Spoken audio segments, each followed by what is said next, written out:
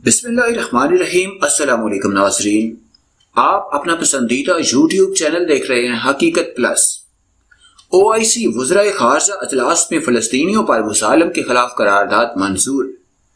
ترک صدر اور ترک وزیر خارجہ پہلے ہی فلسطین میں غزہ کی پٹی پر امن فوج تعینات کرنے کا مشورہ دے چکے ہیں، جبکہ دوسری جانب اسرائیل مظلوم نہتے فلسطینیوں پر جہازوں سے بمباری کر رہا ہے اور اپنی فوج غزہ کی پٹی پر اکٹھی کر کے زمینی کارروائی کا ارادہ رکھتا ہے، اور کچھ مسلمان ممالک صرف مذمت کر رہے ہیں۔ کیا مذمت سے کام چل جائے گا؟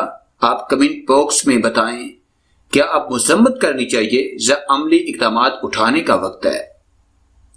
ویڈیو کی تفصیل پہ جانے سے پہلے آپ تمام دوستوں سے گزارش ہے کہ یوٹیوب کے اس منفرد چینل حقیقت پلس کو سبسکرائب کر کے بیل کے نشان کو دبا دیں تاکہ ہماری ہر نئی آنے والی ویڈیو کا نوٹیفیکیشن آپ کو فری میں مل سکے۔ اسلامی تعاون تنظیم وزرائے خارجہ اجلاس میں فلسطینیوں پر مظالم کے خلاف قرارداد منظور کر لی گئی۔ قرارداد میں مطالبہ کیا گیا کہ اسرائیل فلسطین میں جاری خلاف ورزیاں فوری بند کرے۔ قرارداد کے متن کے مطابق اسرائیل فلسطین میں جاری مظالم کو فوری بند کرے، اسرائیل کے وحشیانہ اقدامات کی سختی سے مذمت کرتے ہیں، فلسطین میں حالات کی خرابی کا ذمہ دار اسرائیل کو ٹھہراتے ہیں۔ قرارداد میں کہا گیا ہے کہ اسرائیل کے توسیع منصوبے کو مسترد کرتے ہیں، سلامتی کونسل فوری طور پر اسرائیلی حملے بند کرائے، اسرائیل فلسطین میں مقدس مقامات کی بے حرمتی فوری بند کرے۔